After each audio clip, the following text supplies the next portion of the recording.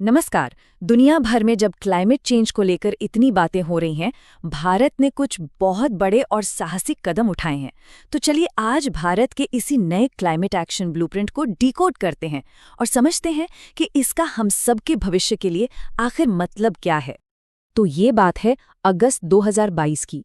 भारत ने आधिकारिक तौर पर दुनिया को बताया कि वो क्लाइमेट चेंज से लड़ने के लिए अब पहले से भी ज्यादा सीरियस है और अपने वादे और मजबूत कर रहा है।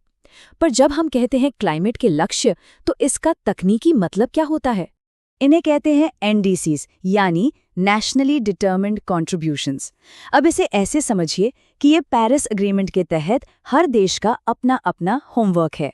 इसमें हर देश बताता है कि वो प्रदूषण कैसे कम करेगा और हर 5 साल में उन्हें अपने इन वादों को और भी बेहतर करके दिखाना होता है। अच्छा, तो इन नई लक्ष्यों को ठीक से समझने के लिए पहले ये देखना जरूरी है कि हम शुरू कहाँ से हुए थे। चलिए एक नजर डालते हैं 2015 में भारत के शुरुआती वादों पर। तो 2015 में भारत ने 3 बड़े वादे किए थे। पहला, अपनी इकोनॉमी को और ग्रीन बनाना, मतलब देश की कमाई के मुकाबले प्रदूषण को 33 से 35% तक घटाना। दूसरा, अपनी 40% बिजली कोयले या पेट्रोल से नहीं बल्कि सोलर और विंड एनर्जी जैसे साफ सुथरे स्रोतों से बनाना। और तीसरा, इतने पेड़ पौधे लगाना कि वो एक बहुत बड़े स्पंज की तरह काम करें और 2.5 से 3 अरब टन कार्बन डाइऑक्साइड सोख लें। और अब आता है सबसे दिलचस्प हिस्सा।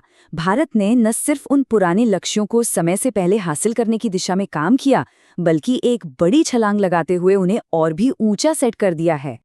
यहाँ देखिए बदलाव कितना बड़ा है। जहाँ पहले हम अपनी इकोनॉमी की कार्बन इंटेंसिटी 35% तक कम करने की बात कर रहे थे, अब लक्ष्य है सीधा 45%। और क्लीन एनर्जी में तो और भी बड़ी छलांग है, 40% से बढ़कर 50% तक। ये सिर्फ आंकड़े नहीं हैं, ये एक बहुत बड़ा संकेत है कि भारत इस दिशा में कितनी तेजी से आगे बढ़ना चाहता है। ये चार्ट हमारी क्लीन एनर्जी की बढ़ती हुई महत्वाकांक्षा को बिल्कुल साफ साफ दिखाता है। सोचकर देखिए, 2030 तक हमारे घरों और फैक्ट्रियों में आने वाली आधी बिजली सूरज और हवा जैसी साफ सुथरी ऊर्जा से आएगी। ये वाकई में एक बहुत बड़ा बदलाव है।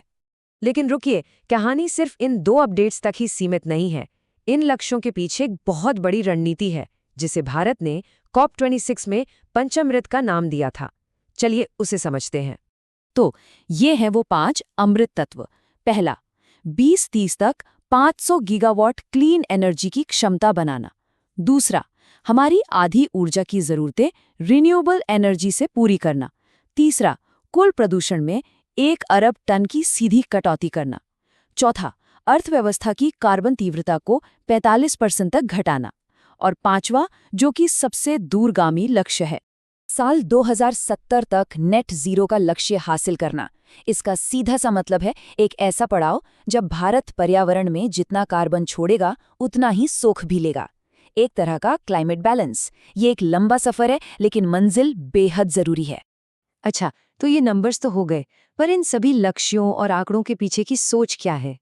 भारत का मानना है कि जलवायु परिवर्तन से लड़ाई सिर्फ सरकारों का काम नहीं हो सकता। तो सवाल ये उठता है कि ये बड़े बड़े लक्ष्य हासिल होंगे कैसे? और यहीं पर आता है भारत का जवाब, मिशन लाइफ, यानी लाइफस्टाइल फॉर द एनवायरनमेंट।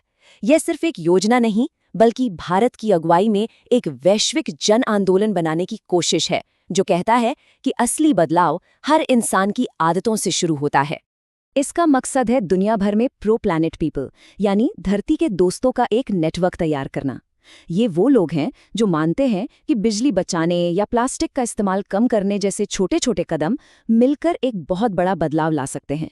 ये क्लाइमेट एक्शन को सबकी साझा जिम्मेदारी बनाता है, सिर्फ सरकारों की नहीं। तो इन सभी नीतियों, लक्ष्यों और दर्शन का असल दुनिया में क्या मतलब है? ये हम सबके लिए क्यों मायने रखता है? तो इसका असर क्या होगा? देखिए, इससे भारत न सिर्फ अपने लिए क्लीन एनर्जी बनाएगा, बल्कि दुनिया को एक्सपोर्ट भी कर सकेगा। सोलर पैनल से लेकर इलेक्ट्रिक गाड़ियों तक हजारों लाखों नए ग्रीन नौकरियां पैदा होंगी। संक्षेप में कहें तो ये 2030 तक भारत के विकास का एक ऐसा रास्ता तैयार करता है जो साफ भी है और टिकाऊ भी। और अंत में ये सब हमें एक बहुत बड़े सवाल पर लाकर छोड़ देता है।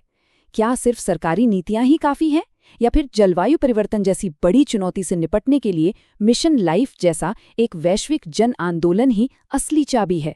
इस पर सोचना वाकई जरूरी है।